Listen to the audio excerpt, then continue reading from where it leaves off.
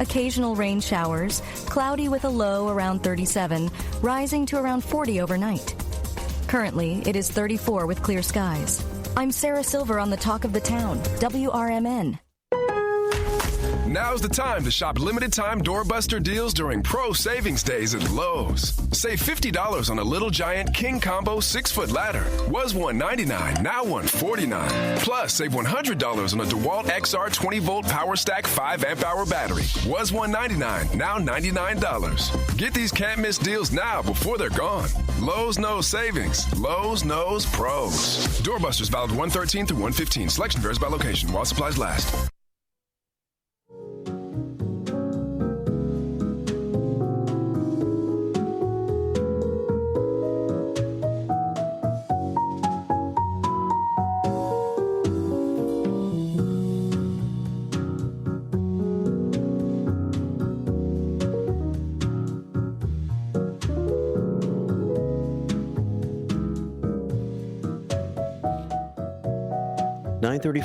Here on the first shift on this Thursday morning, WRMN AM 1410 and WRMN Radio on YouTube. And I have a special guest. If you're on YouTube right now, you can see that at WRMN Radio on YouTube as we have Dianha Ortega-Ereth with Centro De Informacion. She's been here before, and she's here to join us this morning. So if you have any questions, we have open phone lines. You have anything you want to talk to Dianha about while she's here? 847-931-1410. We are available on YouTube, as I mentioned, WRMN Radio on YouTube, where I have my eye on the chat room. And also we have our Image 360 information line that you could text if you want to at 505-926-1410. Good morning, Dianha. Thanks for coming in. It's only been a couple of days' notice, I think, since I started reaching out to you. So I appreciate you coming in pretty quickly on what's been a busy time for you. It's my pleasure to be here. Thank you. Yeah. So I guess just would you like to start before I get into any questions that I have here about it? Once again, just giving us the whole mission, a little bit of a mission and purpose for Centro De Informacion. Absolutely. Centro De Informacion has been serving the community for more than 52 years now. Our mission is to empower the Latino and immigrant community to integrate effectively. That's a process that often takes years, and so we have a number of programs and services to help people navigate their way to become self-sustaining, thriving members of the community. And Centro has been around a long time, but in the last couple of years, it's grown considerably, right? Yes, it has. In terms of staff and maybe some of the different functions you guys provide and are a part of, is that right? I would say that our capacity has increased with a lot of the same things that we had been doing. For example, the immigration team, when I started 2.5 years ago, had 2 people in the team, and now it's a team of 9.5. So, wow. Yeah. So what does expanding the team allow you to do that maybe you weren't able to do before? It helps us help more people. That's why we're here. You know, the need for immigration services has always been around. I would say that it's just greatly increased, and the kind of forms and benefits that people have been looking for in the last couple of years has also changed. But it's important to address those needs in addition to serving people who are still continuing to move forward with their citizenship applications and petitioning for family members to join them from other countries and other things that Centro has traditionally been doing for many years. I think about a week ago is when at least I noticed a lot in the news about ICE and them being around the area and them conducting raids, for lack of a better word, on homes. First it started in Chicago and some of the big cities around the country.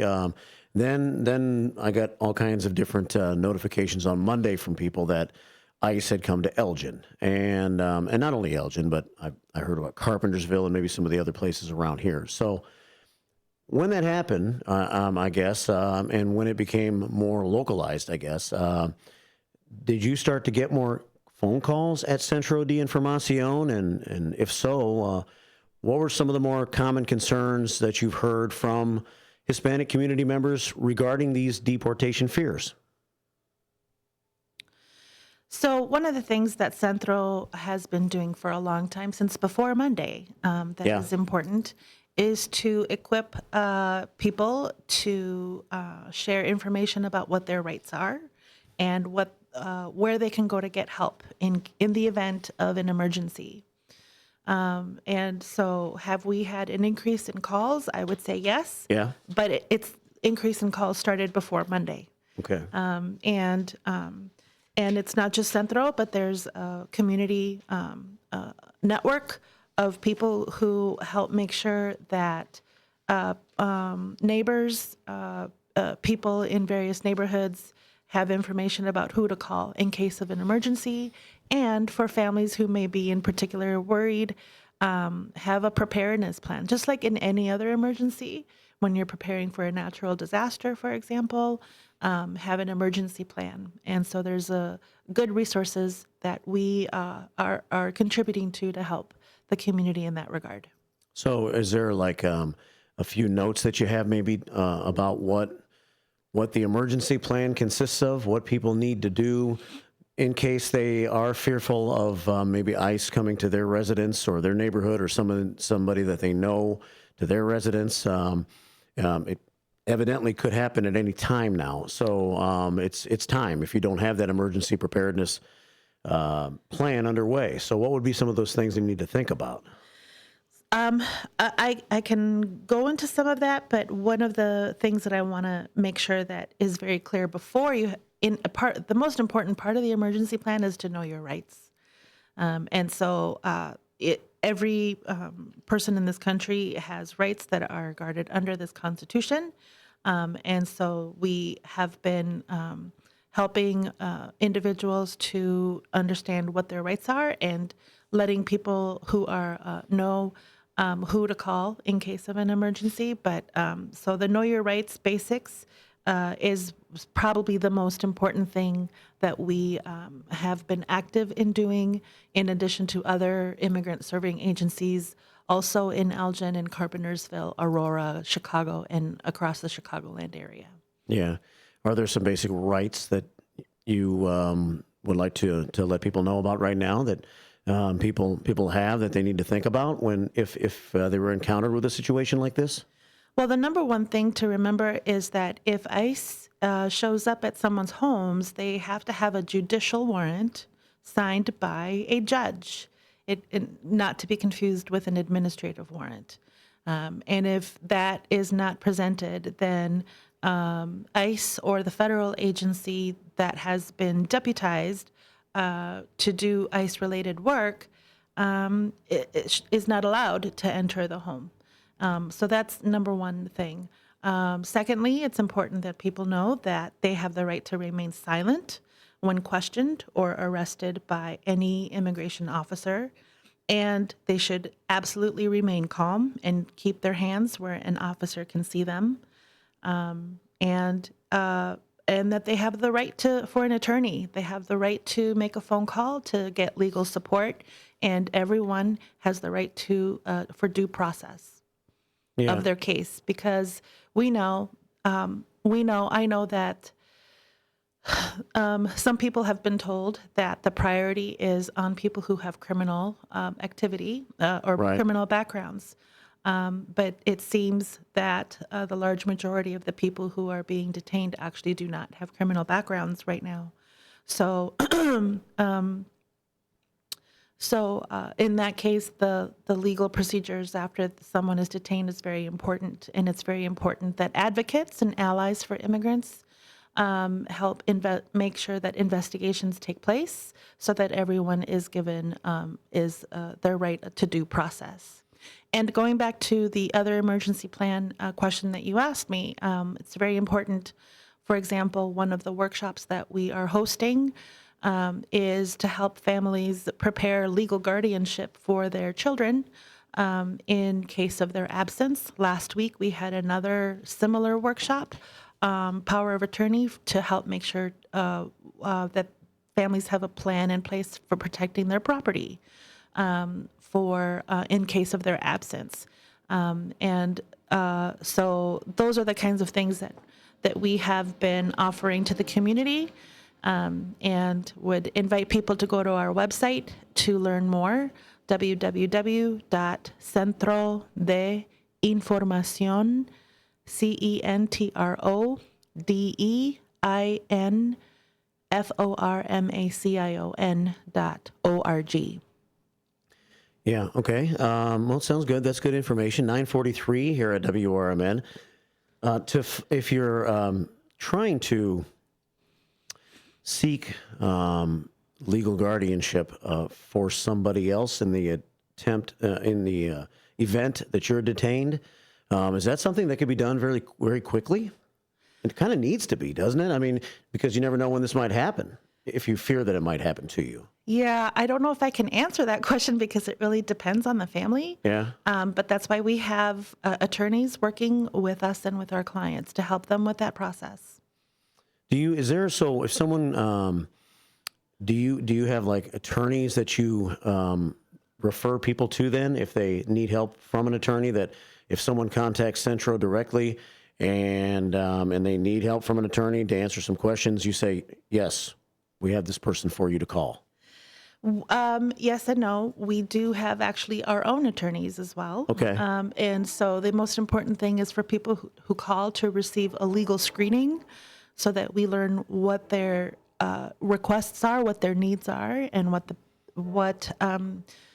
each individual case is different. And then based on that screening, they are referred to either an in-house attorney or to a list of trusted attorneys in the community who we have referred clients to for a long time. Mm. So, I mean, if you have someone call Centro and they say, "Hey, look, my uncle has been detained by ICE, and do I have a chance to get him back home, or is he going to be deported?" What would be the answer you would give, like, or the method that you would say to that person that they should go about doing to try to find that information out? Well, that is something that Centro does not do. We point people towards the hotline, which is one, excuse me. It is the ICE hotline? No, not the ICE hotline. Okay. The 1-855-HELP-MY-FAMILY number. That's 1-855-435-7693. Okay. That is the number, that's a hotline number in the state of Illinois, run by a coalition of immigrant serving agencies that people call when someone is detained. They need name, date of birth, and country of origin in order to locate where their loved one has been taken. And then they have a network of attorneys who can help with what you just asked. Okay. So again, that number is 855-435-7693. And it's the Illinois Coalition for Immigrant and Refugee Rights. So if someone had a scenario like I just mentioned to you, the best thing would be to call that number and not try, because I was given on a Facebook post that the Kane County Sheriff's Department had a couple of days ago. We're not involved with anything that ICE is doing. Therefore, we can answer no questions. If you have any questions, call ICE directly, and it gave the ICE phone number to call on the Kane County Facebook page. Mm-hmm. So, does it do any? If you call this number that I just gave, the Illinois Coalition for Immigrant and Refugee Rights, would they then call ICE and try to figure out where that person is, or who would call ICE? Or do you have any idea? I mean, because there's an ICE number, and I called it the other day, and there's a bunch of prompts that you go through.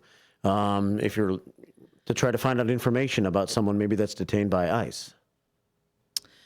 That is something that trained staff from the coalition would do. Yeah.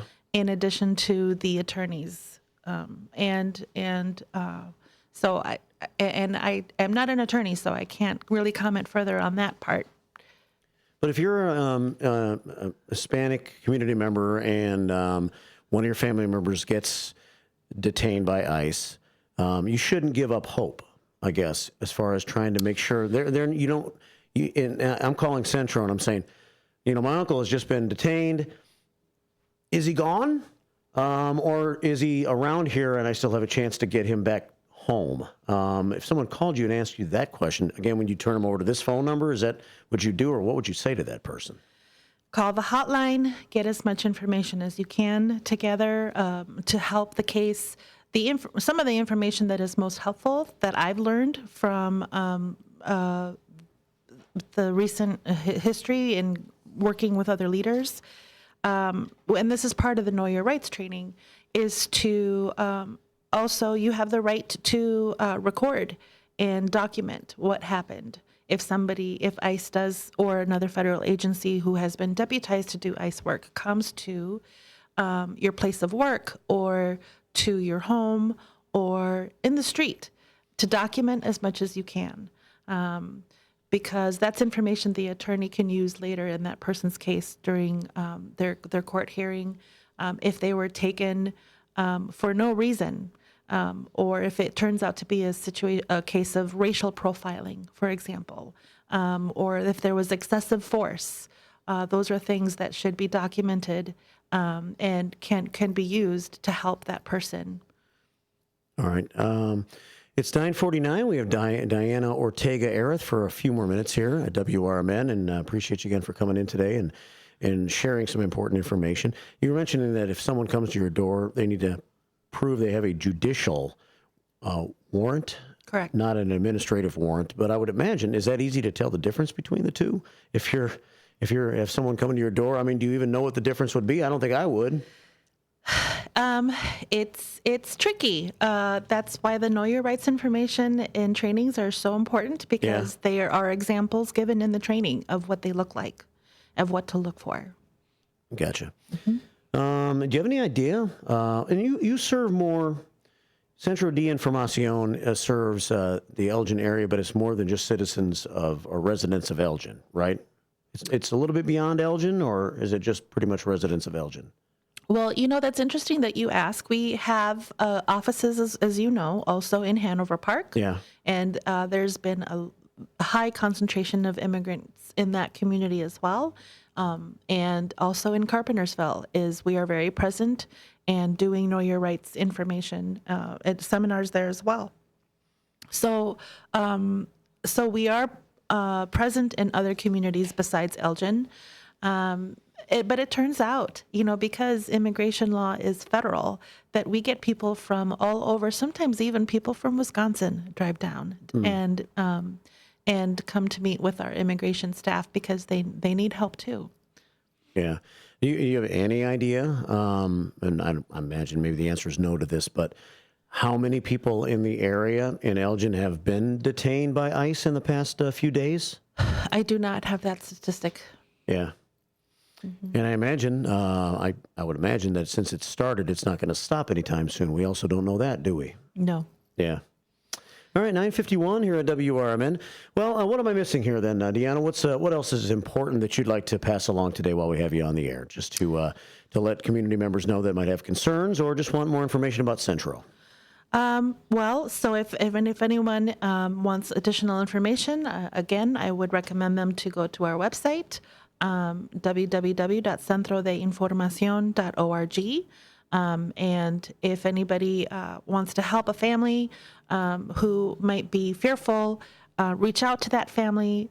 Make sure that you attend a Know Your Rights training, that there's a number of them available in the community.